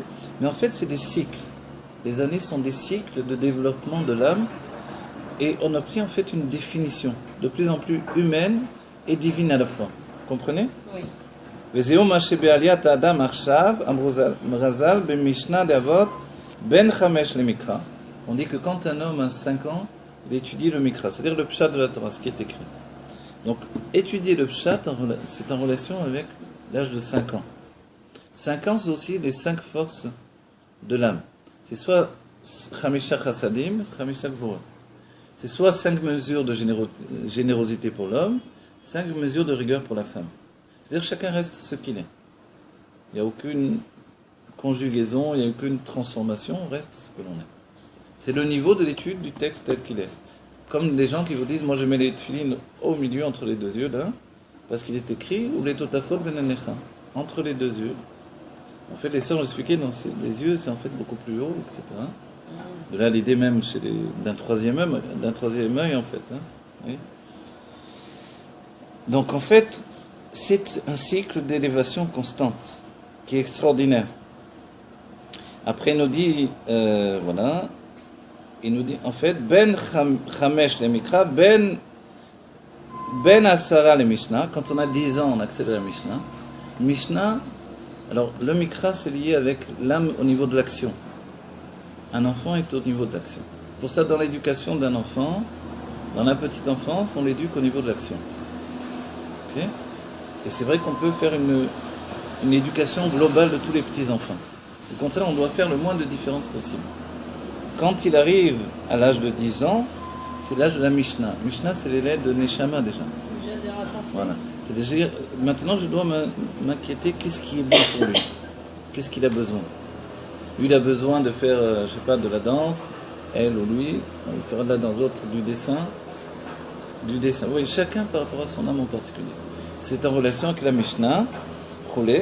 Ben Mea, ça continue. Et quand on a 100 ans, Keilu met ve'avar ou batel mina olam. C'est comme si on était mort, on est parti et on est batel mina olam. On ne fait plus rien dans le monde. Vakshu amefarshim j'arrête b'mishna zot rashiv akol ma'alat adam sheolei madriga le madriga. Et les commentateurs ont dit mais il y a une difficulté parce que dans la Mishnah on y voit des niveaux d'élévation de quelqu'un qui s'élève de niveau en niveau. Or on a dit là à 100 ans il est sorti du monde. Alors c'est pas une élévation a priori. Ma'ou ma'ala basé chez Keilu met. C'est quoi l'élévation? S'il est comme un mort. Arainyan ou chez Zéo maché de mitatan roim. Et c'est ce qui est dit quand on est mort, on voit les choses. Deine ektiv kilo yareni adam vechai vechayen enan roim aval bemitatan roim. Il dit que on peut pas voir Dieu et être vivant. En fait, quand on est mort, on peut voir Dieu. On va aller jusqu'au bout. Vayenu beprinad reyat amaout. Parce que quand on est mort, on voit l'essence, la nature profonde des choses. La maout, c'est qu'est-ce que la chose réellement. Ve'atzmit de enso baruchu. Et on voit l'essence de la lumière infinie de Dieu. Azenema kilo yareni adam vechai aval bemitatan roin. C'est ce qui dit qu'un homme ne peut pas voir ça et vivre. Dans le sens, il ne peut pas voir l'essence de Dieu et continuer à vivre comme si de rien n'était, quoi. C'est bizarre parce que le corps, c'est l'essence. C'est ça justement.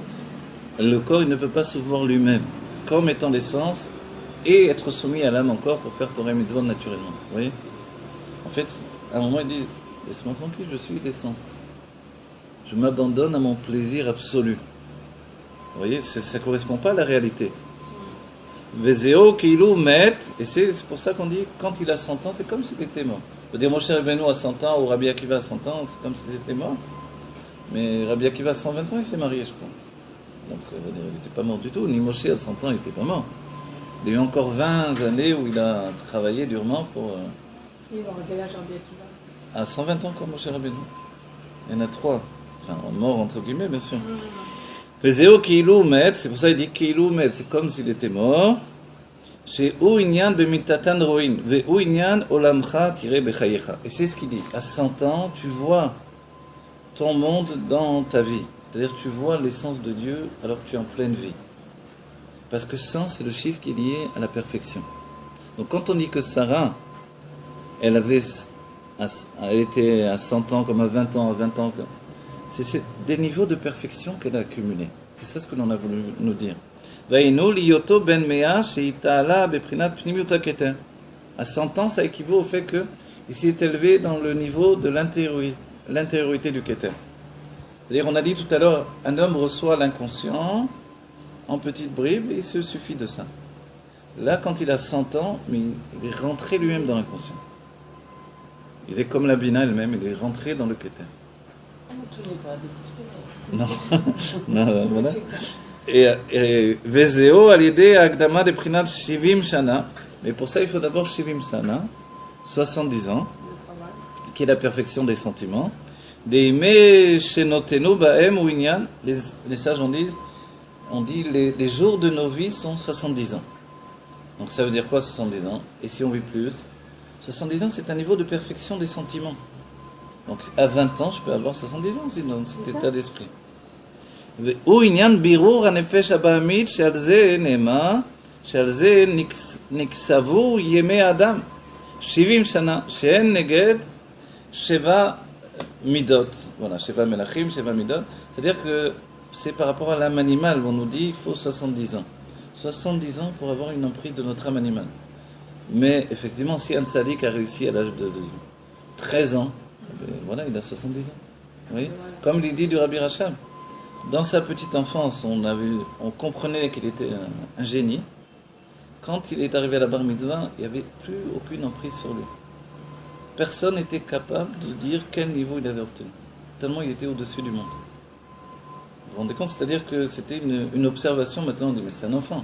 Cet enfant-là, il est plus que tous les autres sages qui sont là. Mais comment les âmes sont données en fait? Parce qu'on n'a pas tous cette âme-là.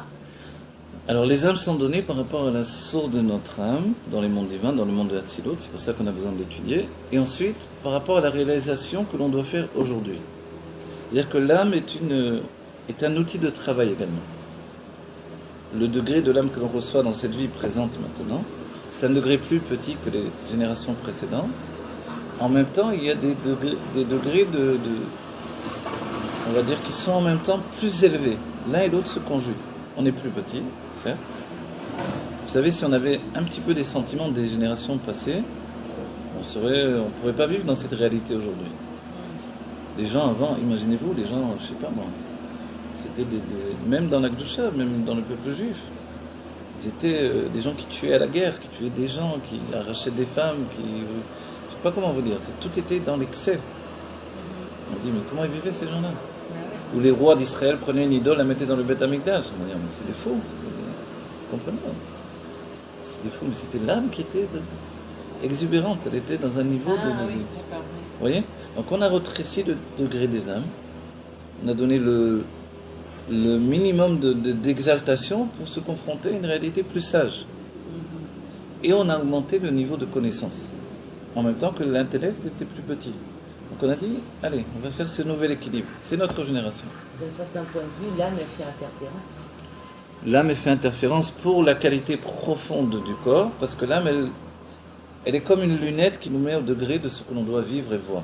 Voilà.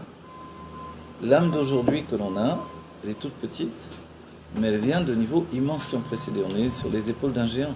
Mais le géant, c'est nous, c'est pas quelqu'un d'autre. Oui, c'est pour ça que des fois, on voit des gens qui font pas Torah et Mitzvot, il ne faut pas se dire que c'est leur vie. Auparavant, dans la vie précédente, c'était des Talmidei Chachamim. C'est des gens qui étaient comme des fous dans la Torah. Aujourd'hui, ils sont venus pour d'autres choses. Mais au moment de la Géoula, qu'est-ce qui va ressortir? Leur âme de maintenant? Alors voilà, l'explication, c'est que tous les corps vont se relever avec toutes les âmes. C'est là où on va comprendre comment fonctionne une âme. Parce qu'on va avoir des âmes partagées, on fonctionne tous dans la structure d'Adam Arishon, le premier homme, qui est une âme générale. Donc cette âme générale, elle sera dans le niveau absolu, en même temps que chacun aura une âme en recommencement. C'est-à-dire que dans la Géoula, c'est comme si on disait, tiens, je te donne tes cartes à toi, désormais tu travailles avec tes propres cartes. Mais regarde ton corps, il atteint la perfection absolue.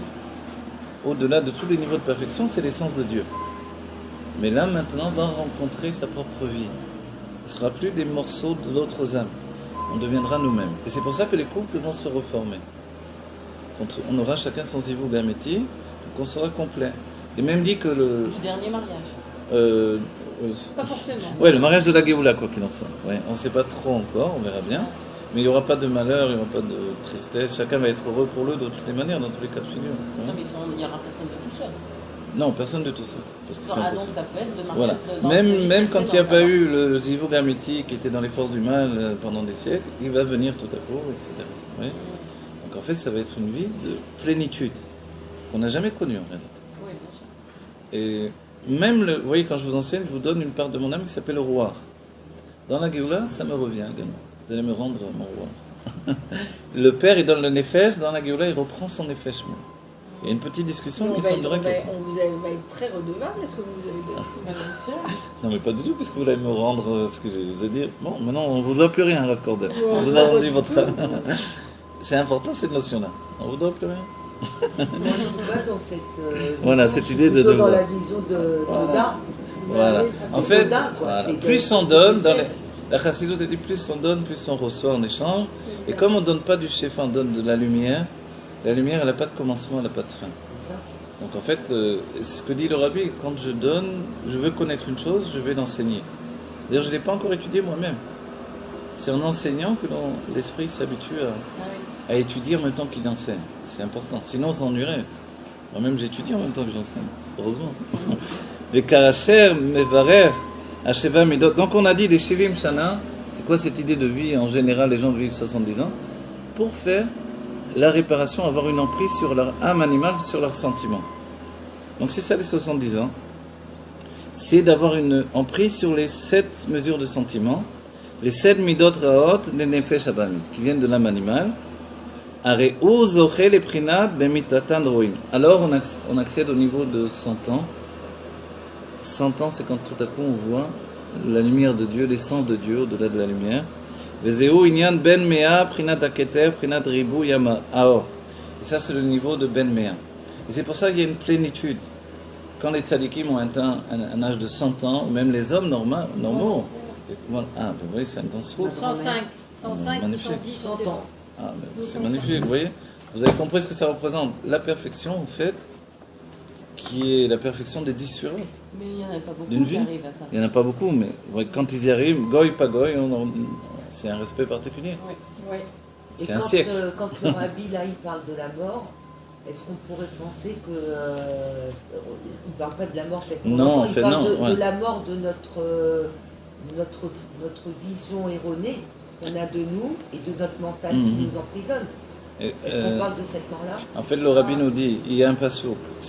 C'est un autre mamar, un mamar du rabbi, qui nous dit est-ce qu'il y aura la mort dans la Géoula ou non. Et il y a un seul cas dans la Gemara, un sage qui pense que, puisqu'il y a un passouk, le passouk il dit qu'il y a un nar, car le jeune homme, Ben Me'ashana Yamout, âgé de 100 ans, va mourir. Dans cet état d'esprit, alors c'est-à-dire que effectivement on est à 100 ans un jeune homme et après on meurt. C'est-à-dire il n'y a plus le cas de vieillesse, mais en fait le rabbi nous dit, en fait, les autres sages sont d'accord pour dire que ce jeune homme de 100 ans, c'est un goy et non pas un juif. Et en plus, nous dit le rabbi, la mort n'est pas kipshuto. La mort n'est pas réelle. Il ne meurt pas comme on entend aujourd'hui, c'est-à-dire il quitte ce monde. Il meurt dans le sens où les goïms commencent dans la Géoula les birurim, que nous on a fait pendant des siècles. Donc l'élévation des étincelles. Eux-mêmes portent des étincelles qui viennent des mondes divins, d'accord, qui sont tombés dans la Shurat HaKelim, la brisure des réceptacles des mondes divins. Okay. Nous on a travaillé pendant des siècles pour les élever. Les goïms n'ont pas fait ce travail-là, ils n'ont jamais fait ce travail. Dans la Géoula, ils vont commencer ce travail-là, les Chassidé ou Motarlam, les justes. Il y a ceux qui sont en relation avec eux, que nous on ne peut pas faire aussi, parce que c'est pas en relation avec nous. Et eux vont faire ce travail-là. Voilà. Et quand ils vont atteindre un niveau de perfection, qui est le niveau de vision de Elohut, alors ils vont être comme morts par rapport à ce qui a précédé. Et c'est pas la mort telle qu'on entend aujourd'hui. Voilà. Donc c'est ce que dit le rabbi. Donc il n'y aura pas de mort réellement. C'est terminé la mort. Il y a même un passo. Il détruit la mort pour l'éternité. Bilam avec la netza. Dimal kolpanim. Et il efface les larmes sur tous les visages. Ça, c'est la Géoula. Mais d'un certain point de vue, puisqu'on est créé à chaque instant, on vit, on meurt. Voilà, on vit, on meurt. De toute façon, si on regarde l'espace-temps, qui est minime et qui n'est pas perceptible à nos yeux, on se rend compte qu'on est créé et il y a un vide. On est créé et il y a un vide. Exactement, bravo. Sur le Mashiach lui-même, il est dit qu'il est né, il est mort le Tisha B'Av. Mais Tisha B'Av, ce que l'on découvre, c'est que c'est un dévoilement. Tout simplement. Du recommencement. Et en fait, le Mashiach est toujours vivant et mort en même temps. Parce qu'il n'a pas une notion de vie comme nous. Nous avons notre notion de vie par rapport au dévoilement. Donc on ne perçoit pas le Ein, le néant intermédiaire. Mais lui, il est tout le temps dans la conscience du néant intermédiaire. Il est toujours en relation avec ce qui dépasse la réalité. Donc en fait, il est tout le temps vivant et mort en même temps. Vous voyez? Ça, c'est la notion du roi d'Israël, en fait. Est-ce qu'on peut appeler ça une mort? Non, en fait, dans notre conscience à nous, c'est une mort. La définition qu'on donne, nous, aujourd'hui, de la mort, c'est qu'on va pas vivre. Exactement. Et en réalité, la mort n'existe pas, en fin de compte, d'après la Pnimiut Torah, puisque tout est Dieu. Donc c'est juste une transformation, une rentrée dans une nouvelle dimension. Voilà, mais comme la dimension va vivre avec nous au quotidien, il n'y aura plus de séparation même. Pour le moment, il n'y est pas. Voilà. Pour le moment, elle est là, mais on n'y accède pas, tout simplement. Le rabbin nous dit elle est là, on doit ouvrir les yeux. Voilà. Moi, j'opte plus pour cette Et c'est pour façon l'éternité. de voir la chose. Et c'est pour l'éternité. Donc Voilà. on peut Parce qu'il y en a dire, qui disent que le monde va recommencer si Non, je sais, le Harizal a contredit. Heureusement, on a eu le Harizal. Ça vient de Sefer Atmuna. L'Admorazaken le rapporte dans Torah, où il dit qu'il y a Shiva, il y a des Shmitot. Le monde a un système comme les Shemitah de l'année, vous voyez, 7 ans. Il y a des 7 millénaires et le monde se recommence. 7 millénaires, le monde se recommence. Et les anciens Mekoubalim pensaient que c'était comme ça. Jusqu'à ce que vienne le Harizal, il nous dit c'est pas vrai.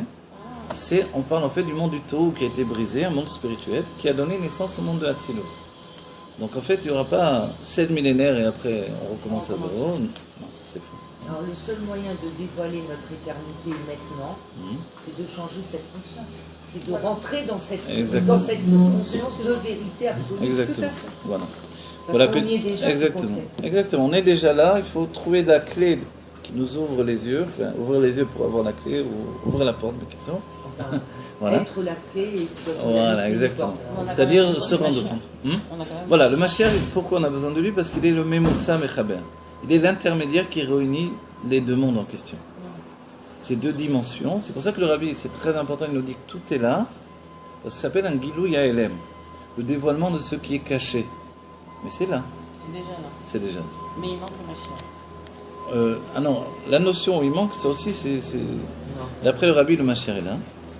La table est dressée avec le repas du Léviathan du Shurabba. Simplement, il y a un voile entre nous et cette situation-là. Le Mashiach n'est pas Tout en le nous. travail, c'est d'enlever le voile. Mais Et le c'est Mashiach qui est en nous doit enlever le voile. Mais Justement. c'est un homme, le Mashiach. C'est un homme né d'un père et d'une mère. Et comment il peut être caché alors si c'est un homme? Ah, mais ça n'empêche pas, justement, c'est tout ce que l'on dit. Ben Mea, Keilu, Yatsa Min Haolam. Quand il a 100 ans, c'est comme s'il est sorti du monde.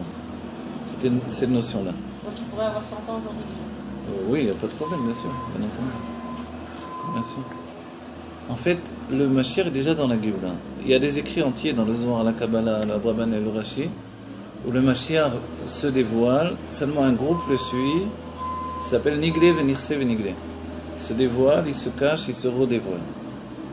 Donc on est dans la situation où il s'est caché, ensuite on accède au stade où il se redévoile, et là tout le peuple juif le suit. Voilà. Le Rabbi. Donc le Rabbi, oui, parce qu'on a un Mashiach maintenant, si on veut la Géoula tout de suite, je prends ce Mashiach-là.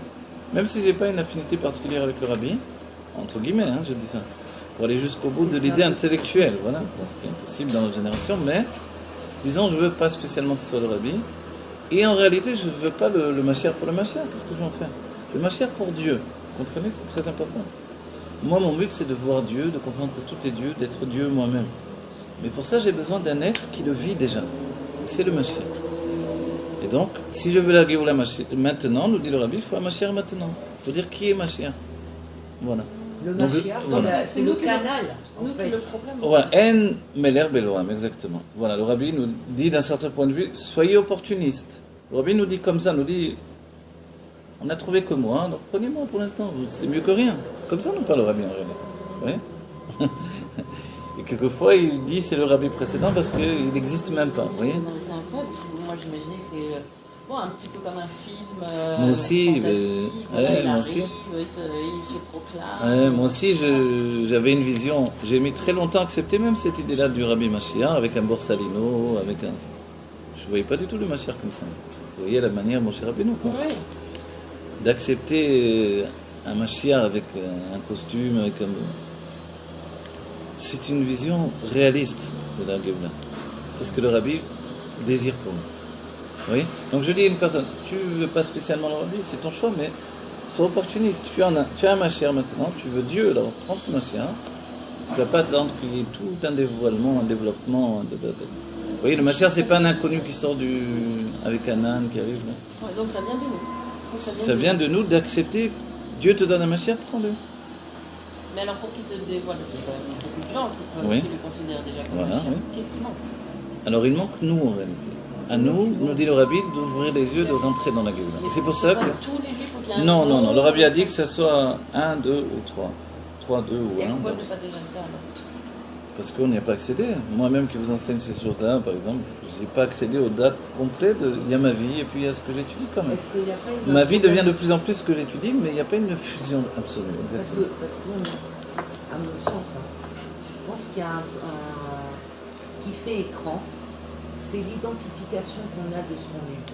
C'est-à-dire que si l'on a cette conscience qu'il n'y a rien d'autre que Dieu, et que le Mashiach, c'est nous, que Dieu, c'est nous, et à ce moment-là que notre identification, c'est audacieux, et c'est aussi très délicat.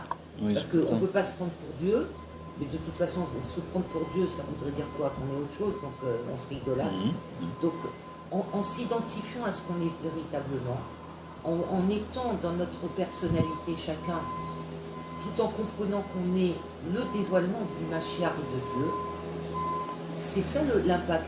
Oui. Il y a une Pour notion, l'instant, regardez, on a un peu de distance avec, Je avec sais, ce mais qu'on est. parce qu'on est dans la volonté de Dieu. Non, D'un mais certain parce que- point de vue, Non, parce qu'on n'ose pas être ce qu'on est. peut-être, mais n'oubliez pas, parce que cette volonté de Dieu, elle nous a installés dans cette situation. Des fois, moi, je me rappelle, en tout cas, j'ai fait des prières comme ça, des fois, où je me rends compte que j'ai tellement de Yetzira que je dis à Dieu, écoute, moi, j'ai ni voulu ni Yetzira, ni rien du tout. Prends tout. Ce que tu veux, je fais. Vous comprenez?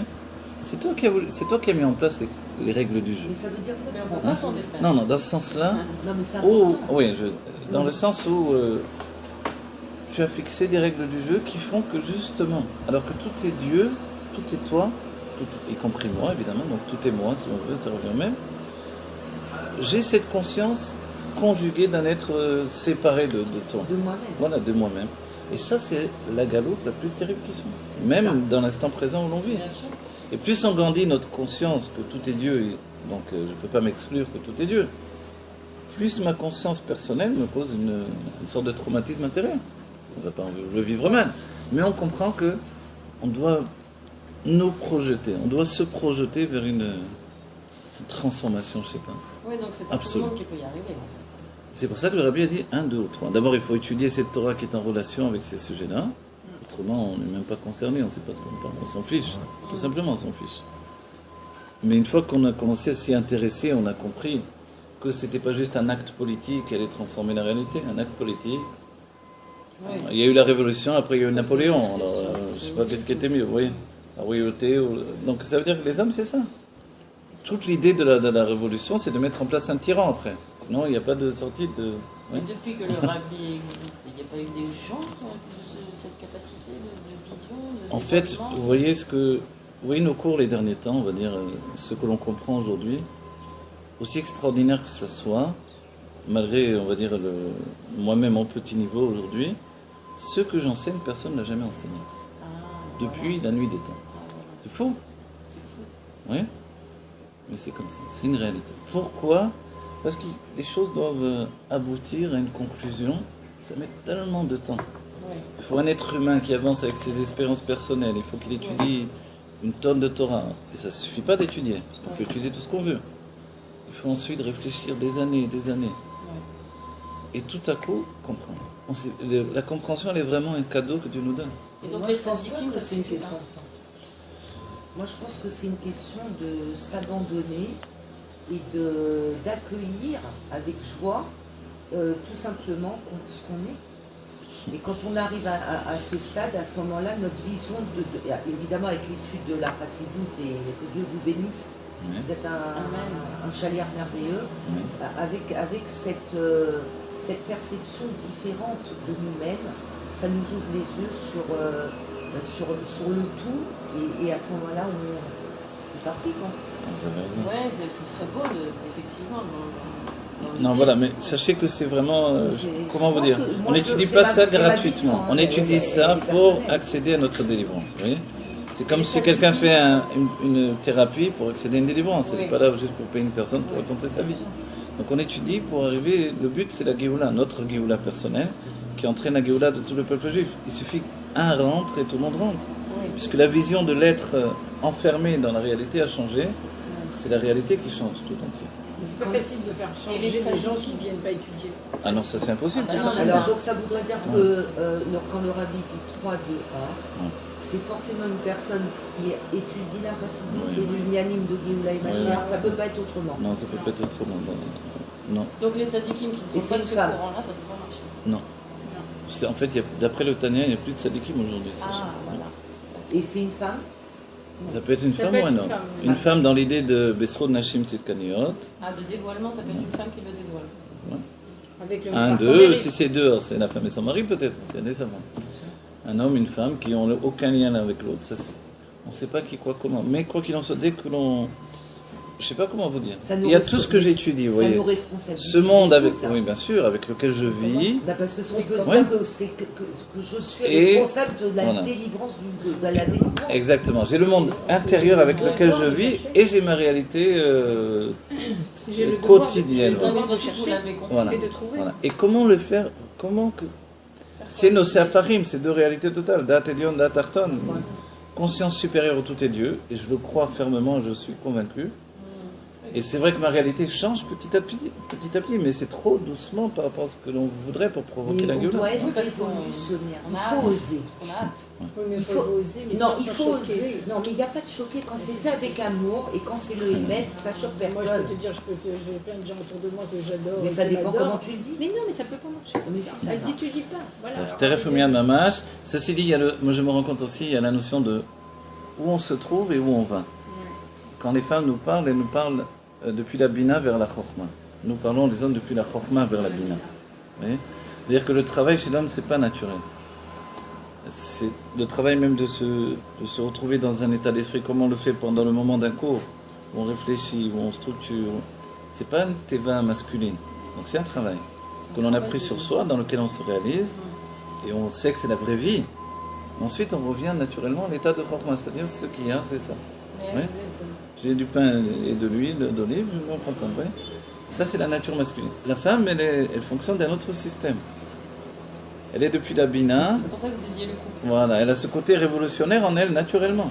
Le travail vient du côté de féminin, c'est certain. C'est pour ça qu'elle peut très bien être une femme. Donc elle a une belle responsabilité Voilà. aussi. Et d'autant plus, ce qu'on a dit au début du cours, le fait du décalage des âmes entre l'homme et la femme occasionne tout ça.